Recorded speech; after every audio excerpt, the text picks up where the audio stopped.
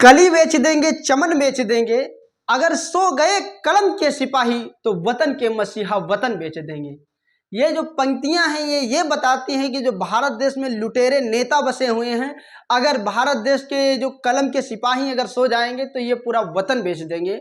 हालांकि हम बताना चाहते हैं कि आज हम पढ़ने वाले हैं हमारा संविधान, जो भारतीय संविधान है उसको पढ़ने वाले हैं। अगर बात कही जाए तो गीता और रामायण और बाइबिल और कुरान, अगर सबका दर्जा अगर हमारा संविधान से किया जाए तो कम नहीं है, क्योंकि ये हमको सम्मान से जीने का अधिकार दिलाती है, हमको बताती है कि हमारे अधिकार क्या हैं। तो ये गीता रामायण बाइबिल कुरान से बराबर ही मानी जाएगी। तो हमारी पुस्तक संविधान, जिसके लेखक पहले समझते हैं, भारतीय संविधान के जो लेखक हैं वो प्रेम बिहारी नारायण रायजादा जी हैं। हालांकि इनके जो संविधान किताब की जो ऊपर की बनाई हुई पेंटिंग है वो नंदलाल बोस जी ने बनाया था, और जो हमारा प्रारूप संविधान पहले लिखा गया वो अंग्रेजी में लिखा गया, हिंदी में नहीं लिखा गया था। तो ये सब नोट करने वाले सवाल हैं। दूसरा सवाल है कि भारतीय संविधान सभा की स्थापना कब हुई? तो 9 दिसंबर 1946 को भारतीय संविधान सभा की स्थापना हुई, जिसके अस्थायी सदस्य चुने गए डॉक्टर सच्चिदानंद सिन्हा जी। सवाल आता है कि सबसे पहले अस्थायी सभापति कौन चुने गए? तो उनका नाम था डॉक्टर सच्चिदानंद सिन्हा जी। उसके बाद 11 दिसंबर को दोबारा सभा बुलाई गई, जिसमें स्थायी सभापति चुने गए, जिनका नाम था डॉक्टर राजेंद्र प्रसाद जी, जो राष्ट्रपति के पद पर काम किया है 10 साल तक। समझते हैं संविधान समिति अध्यक्ष कौन थे? जो संविधान की समिति थी, मतलब जितने सभापति सभा में आए हुए लोग थे, उसके जो समिति बनाई गई थी, जो संस्था बनाई गई थी, उसके अध्यक्ष डॉक्टर जवाहरलाल नेहरू जी थे। उसके बाद सवाल आता है कि संविधान प्रारूप कमेटी के अध्यक्ष कौन थे? ये तो सभा की बात हो गई, सभा समिति की बात हो गई, लेकिन बात हुई कि ये जो संविधान लिखा जाएगा इसका अध्यक्ष कौन बनेगा? तो इसका अध्यक्ष बनने वाले महान नेता, भारत के महान पढ़ैया वीर जो डॉक्टर भीमराव अम्बेडकर जी हैं, वो संविधान समिति कमेटी के अध्यक्ष बने। उसके बाद संविधान के जनक किसे कहा जाता है? तो संविधान के जनक, फादर ऑफ कॉन्स्टिट्यूशन, ये डॉक्टर भीमराव अम्बेडकर जी को कहा जाता है। संविधान बन रहा था, संविधान को सलाह देने वाले कौन थे? जो संविधान में इधर उधर से सलाह लेकर आते थे वो कौन थे? उनका नाम था BN राव जी। डॉक्टर भीमराव अम्बेडकर से ज़्यादा अगर, या मान लीजिए उनके बराबरी में कोई पढ़ा लिखा व्यक्ति था तो BN राव जी थे। अच्छा, एक सवाल आता है कि सर्वप्रथम संविधान का प्रारूप या कच्चा मसौदा किसने तैयार किया? तो वो भी आंसर जाता है कि वो BN राव जी थे, जिन्होंने सर्वप्रथम संविधान का कच्चा प्रारूप या कच्चा मसौदा तैयार किया था। वो भी बहुत ज्यादा लाए थे, जिसमें से काट छाट करके 80,000 शब्दों से मिलकर के हमारा संविधान बना हुआ है। हालांकि ये सवाल बहुत बारीकी से पूछा जाता है कभी कभार। संविधान सलाहकार BN राव जी। संविधान को अंगीकृत किया गया था, संविधान को कब अंगीकृत किया गया, मतलब कब अपनाया गया? तो 26 नवंबर 1949 को। ये हम लोग संविधान अंगीकृत करने की स्थापना या दिवस भी मनाते हैं, तो वो 26 नवंबर 1949 को मनाया गया। फिर हमारा संपूर्ण संविधान लागू हुआ 26 जनवरी 1950 को। हालांकि 26 नवंबर 1949 को कुछ अनुच्छेद लागू कर दिए गए थे, बाकी संपूर्ण संविधान लागू किया गया है 26 जनवरी 1950 को। अब एक सवाल आता है कि राष्ट्रीय ध्वज को सर्वप्रथम कब अपनाया गया? तो 22 जुलाई 1947 में इसे अपना लिया गया था कि हमारा भारत देश का राष्ट्रीय ध्वज यही रहेगा। अब हम पढ़ने वाले हैं संविधान। देखिए, संविधान एक प्रकार की पुस्तक है जिसमें 22 भाग थे, हैं नहीं, इस बात को समझिएगा, 22 भाग थे। 22 भाग मान लीजिए कि 22 चैप्टर हैं, कि जैसे पता नहीं कोशिका है, पाचन है, श्वसन है, इस तरीके से 22 भाग थे, जिसमें पेज के हिसाब से दिए जाते हैं, जैसे अनुच्छेद, जैसे कहा जाए कि 110 नंबर अनुच्छेद पे, तो उस तरीके से आप मान लीजिए कि जब किसी संख्या को हम बांट देते हैं, या किसी मान लीजिए कोई बड़ी समिति है, संस्था है, उसमें अगर किसी को हम बांट दे रहे हैं कि 4 नंबर, 5 नंबर, 10 नंबर, तो हमको बड़ी आसानी होगी जब कोई ज़रूरत पड़ेगी, हाँ भैया 4 नंबर से सीट निकाल लाइए या 10 नंबर से टेबल निकाल लाइए, तो वो हमारे लिए ही अच्छा रहता है। आप देखे होंगे कि बहुत बड़ा जो मॉल होता है उसमें चाबी के नंबर पड़े होते हैं, 507, 511, इस तरीके से अनुच्छेद नंबर दिए गए थे।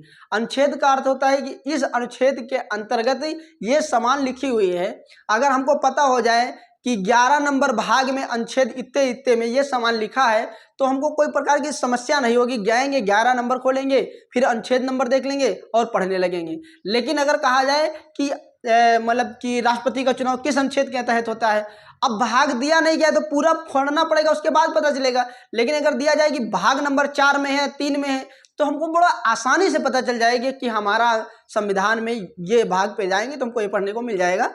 तो हम आज पढ़ने वाले हैं भाग 1 अनुच्छेद 1। तो अनुच्छेद 1 को पढ़ने वाले हैं। अनुच्छेद 1 के अंतर्गत क्या आता है? संघ और राज्य और क्षेत्र। संघ माने फेडरेशन, संघ माने यूनियन। यूनियन का अर्थ यह होता है कि राज्य के अंदर इतनी क्षमता होती है कि विस्तृत रूप से चला सकता है, विस्तृत रूप से कानून बना सकता है, लागू भी कर सकता है, लेकिन वो अलग नहीं हो सकता है। फेडरेशन एक कमजोर राज्य है कि जो जब चाहे तब अलग हो सकते हैं, लेकिन यूनियन एक मजबूत राज्य है। जैसे कहा भारतीय यूनियन रुपया या भारतीय यूनियन बैंक, कहने का मतलब है कि यूनियन इतना मजबूत होता है कि वो जुड़ा उसी में रहेगा, कट के अलग नहीं हो सकता है। तो भारत कैसा देश है? संघ राज्यों का देश है हमारा भारतीय। मतलब संघ, जितने संघों को मिलकर एक देश बनता है, तो यूनियन मिलकर के एक मतलब कंट्री का निर्माण करते हैं।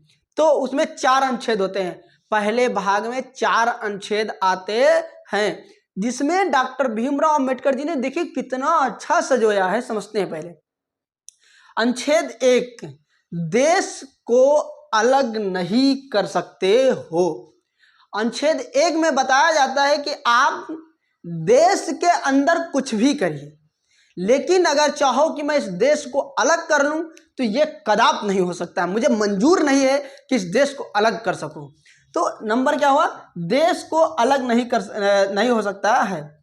फिर एक अनुच्छेद खत्म हो गया जिसमें कहता है कि आप देश में आ सकते हैं या फिर हैं, लेकिन अगर चाहो कि हम उत्तर प्रदेश को एक देश घोषित कर दें तो ये नहीं हो सकता है। फिर क्या हो सकता है?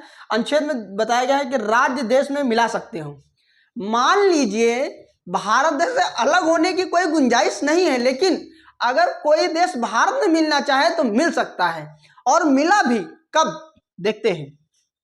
16 मई 1975 को भारत में सिक्किम मिला, और मिलने का कारण यह था कि जब चीन वालों ने सिक्किम को बहुत ज़्यादा परेशान किया तो सिक्किम ने उस समय की हमारे देश की प्रधानमंत्री इंदिरा गांधी जी से कहा कि हम भारत देश में मिलना चाहते हैं। तो उन्होंने कहा कि आइए, हम आपका स्वागत करते हैं। तो सिक्किम के जो वहाँ के जो मेन मुख्य थे उन्होंने बताया कि ऐसा तो नहीं है कि आप हमको तिब्बत के लोगों की तरह फेंक देंगे अलग अलग जगहों पर कि हम अपनी फैमिली ढूंढते रह जाएं। तो भारत देश की प्रधानमंत्री ने एक बहुत बढ़िया उदाहरण दिया कि मैं उस देश की रहने वाली हूं जहां पर दूध सांपों को पिलाया जाता है। आप तो हमारे देश में शरण लेना चाहते हैं, आप तो भारत देश की नागरिकता लेना चाहते हैं, तो आपको हम कैसे ये कर सकते हैं? तो ये 16 मई 1975 को भारत देश में सिक्किम मिला। आपको समझ में आ गया? भारत देश से जो राज्य जुड़ा है वो अलग नहीं हो सकता है, लेकिन अगर आना चाहे तो आ सकता है। हमारे 2 अनुच्छेद खत्म। 3 नंबर अनुच्छेद क्या है? सीमा क्षेत्र परिवर्तन कर सकता है। मान लीजिए कि किसी कारणवश, जैसे कि सर्वप्रथम 1953 की बात है कि जब सर्वप्रथम भाषा राज्य के आधार पर राज्य का गठन किया गया, श्री पोट्टी रामल्लू जी ने 56 दिन का अनशन रखा, तब जाके एक नए राज्य का गठन कर पाए, वो भी भाषा के आधार पर, आंध्र प्रदेश का।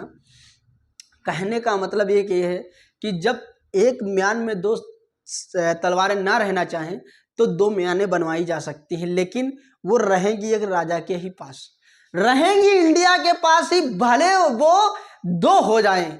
तो इस तरीके से पहले जैसे हमारे 14-15 राज थे, आज 28 या 29 हो गए, फिर 28 हो गए। अलग नहीं हो सकते हो, अंदर तोड़ करो या फोड़ करो। ये हमारा अनुच्छेद बताता है 3 कि आप सीमा क्षेत्र में परिवर्तन कर सकते हो, लेकिन सीमा क्षेत्र के बाहर नहीं जा सकते हो। फिर हमारा अनुच्छेद आता है 4, जिसमें बताया जाता है कि 2 और 3 के तहत जो भी परिवर्तन किए जा सकते हैं और राष्ट्रपति की मंजूरी लेना आवश्यक नहीं होता, लेकिन हस्ताक्षर जरूरी है। कहने का मतलब है राष्ट्रपति से बहुत ज़्यादा विनती नहीं करना कि चचा हो चलो साइन कर दीजिए, मान रहा है तो मान रहा है, नहीं मान रहा तो हस्ताक्षर लेकर जयराम आप ठीक है बैठिए, मैं आपका काम करवा ले रहा हूँ। हालांकि अगर कोई काम किया जाता है तो राष्ट्रपति की स्वीकृति लेना बहुत आवश्यक है, लेकिन यहाँ पर क्या आज हम पढ़ चुके हैं संविधान के 4 अनुच्छेद भाग 1, कल हम पढ़ेंगे संविधान भाग 2 और जो 5 से 11 अनुच्छेद तक। तो धन्यवाद। ये आपको कैसा लगा बताइएगा। धन्यवाद।